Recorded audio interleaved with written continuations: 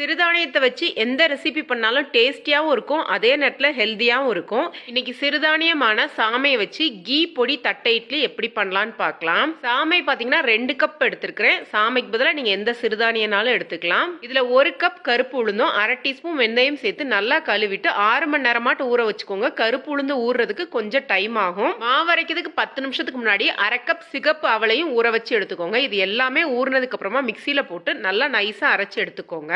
தேவையான அளவு உப்பு சேர்த்து நம்ம வழக்கமா 7லிருந்து 8 மணி நேரம் புளிக்க வச்சு எடுத்துக்கோங்க. சிறுதானியத்துல பண்ற இட்லி தோசை பாத்தீங்கன்னா கொஞ்சம் ஹார்டா இருக்கமா இருக்கும். அதனால உளுந்தோட அளவு பாத்தீங்கன்னா 2 கப் சிறுதானியத்துக்கு 1 கப் உளுந்து சேர்த்தீங்கன்னா இட்லி தோசை நல்லா சாஃப்டா நல்லா வரும். மாவு நல்லா புளிச்சதுக்கு அப்புறமா இட்லி ஊத்த ஆரம்பிச்சிடலாம். இன்னைக்கு ஸ்டீமர் பிளேட்ல தட்டை இட்லியா ஊத்தி எடுக்கிறேன். வழக்கமா இட்லி வேக வைக்கிற மாதிரி வேக வச்சு எடுத்துக்கோங்க. பாத்தீங்கன்னா ஒரு 7லிருந்து 8 நிமிஷத்துல நல்லா வெந்துடும். சூடா இருக்கும் போதே சைடெல்லாம் எடுத்து விட்டு தட்டினீங்கன்னா இட்லி நல்லா பிரிஞ்சு வந்துடும். இட்லி சூடா இருக்கும் போதே நெய் இல்லைன்னா நல்லெண்ணெய் மேலாப்புல சேர்த்துட்டு பொடியை தூவிடுங்க. இன்னைக்கு பொடி பார்த்தீங்கன்னா கருப்பு எள்ளு பொடி சேர்க்குறேன். இதோட சேர்த்து சாப்பிடும்போது டேஸ்ட் ரொம்ப நல்லா இருக்கும். தேங்காய் சட்னி மட்டும் இருந்தாலே போதும், ரொம்ப டேஸ்டியா இருக்கும். கண்டிப்பா ட்ரை பண்ணி பாருங்க. இதுல தோசை ஊத்தினாலும் தோசை மொறுமொறுன்னு டேஸ்டியா வரும். ட்ரை பண்ணி பார்த்துட்டு கமெண்ட் பண்ணுங்க. வீடியோ பிடிச்சிருந்தா லைக் பண்ணுங்க, ஷேர் பண்ணுங்க. நன்றி, வணக்கம்.